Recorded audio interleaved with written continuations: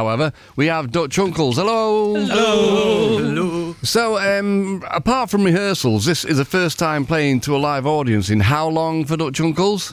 At least 5 years. It kind of dawned on us all during the first verse.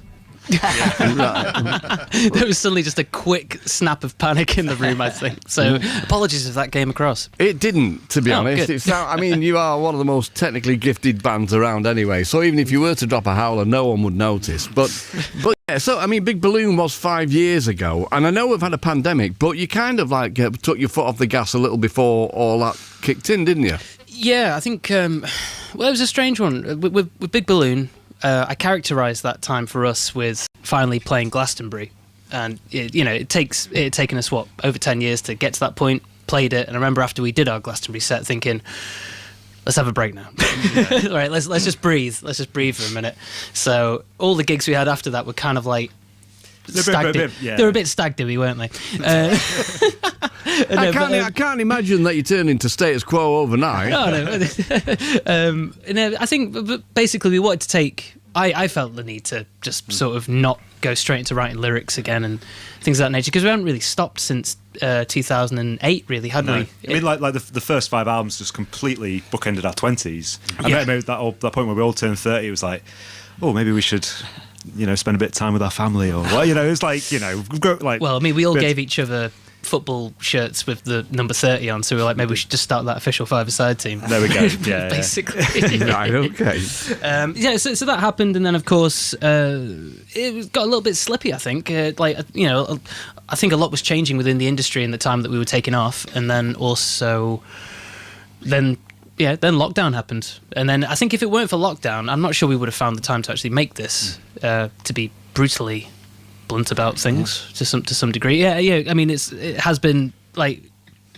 I'm saying... So Pete was pointing at... I'm just saying, also, it was where we used to rehearse in the King's Arms in Salford. Yeah. But luckily, we found a great new place to rehearse. I won't say what it's called. Yeah. Basically, our guitarist Neil, he's got an annex, and your space afforded us an opportunity to actually really get this going, because I think during lockdown we had nothing. I mean, Rob, you've still not got an amp, have you? No. If anyone could help me out with that, that'd be good. Oh, they're so old-fashioned amplifiers. You don't need that. No. Yeah. So who's amp you using? No. Don't say anything. So some of these questions are rhetorical, because I know you and go drinking on occasions, particularly with you, Dunk. But over the last few years, I know I've even been to some of your quizzes and stuff, and they are quite difficult. I mean, I know. Thank you. Well, was that a compliment? It wasn't meant to be. But take it in a stride, dear boy. Yeah, so you came back with True Entertainment, which is a reflection of the fact that whilst you weren't doing Dutch Uncles, you were doing other things, which was basically DJing and running quizzes at various different venues. And hosting the occasional karaoke night as well. Yeah. I think it's a strange one. It makes me think about, like, with that song, the top line of the chorus kind of came first when Rob showed me the music. And then when that came along, it was just... It made me laugh too much not to include it. And then with that, it's like going, well, what's it going to be about? And then we already had a handful of songs. We already thought we'd written all of our singles by the time True Entertainment came around. So we were like, well, this is obviously going to be the opener. And then it made me realise that it reminded me of a good way to go with it would be that sort of incidental tragedy that comes with people, fans of the band or people who know me through music, kind of coming up to me during my work, whether it's DJing or quizzing, going, what the hell happened? It's like, nothing happened, I'm having a great time. It's strange though, when you've got some kind of profile, because like last week I bumped into somebody near where I live. I'd not seen him for ages, and he said, are you still working on the comics? Now, I'd not worked on the comic Oink since 1987, right? So, but other people say to me all the time, are you still on the radio? And I always say, as far as I'm aware. You can never be too sure in this business. So, it is a strange one. People are going, is that him out Dutch Uncles? Yeah, it is, isn't it? Yeah, doing the karaoke in somewhere or other. Well, again, and it felt like we knew the song would be an opener for the album, so I think the idea of someone walking in and going, oh, you do quizzes now? I thought that felt like a good tone to begin the album on, really. Yeah, sure, yeah, an optimistic start, obviously. So as ever. And so the album is self-produced the first time. Yeah, it is. Henry over here on the synths and the percussion. You pretty much took the reins of it all for us, didn't you? Well, I think we all had we all did our own fair share across the board, I think. I mean, Neil as well, and Andy, and yeah, we all chipped in. Well, I mean, yeah. He's just being magnanimous there. He did all the work.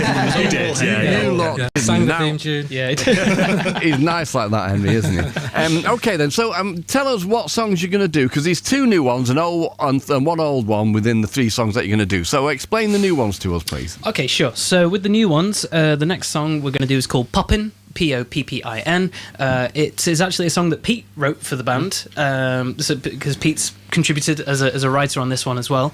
And originally the song was titled "Pop Into the Shop." So I'm not sure why, but in our tradition we always keep one song as a demo name. To be honest, hang on a minute. To be honest, popping sounds a lot more enigmatic than popping to the shop. So you did the right thing. Good with the branding on it. So lyrically, I kind of took that with the general fear you get in, certainly in your 30s and probably other ages as well, of bumping into people from school and things of that, and A, forgetting their names, and then B, going, please don't be present in any embarrassing memories I have. When you're quickly going for the Rolodex of trauma of those things. So yeah, that's what that song's about. Right. And then after that, we got Nomito from Out of Touch in the Wild, which we were all getting a bit sentimental. Well, I was certainly on this. I thought it was the 10-year anniversary since we first played it. Oh, it could be. At Deaf Institute that time, but no, I think we realised it was 11 years, but right. Close enough. Yeah, we figured we'd do that, and then also because there's a song on the new album which is a sequel to Nomito. Not that, I mean, that does matter. And then finally, we're going to do a song called Tropicala 2 to 5, which is kind of we're winging this one, really, aren't we, guys? So it's a bonus track. Bonus track, which world exclusive, I think, might be the next single. So we've got high hopes for it. Let's see how it goes. Fabulous. Okay. Well, yeah, really looking forward to it. Thanks for coming in. Dutch Uncles live in session.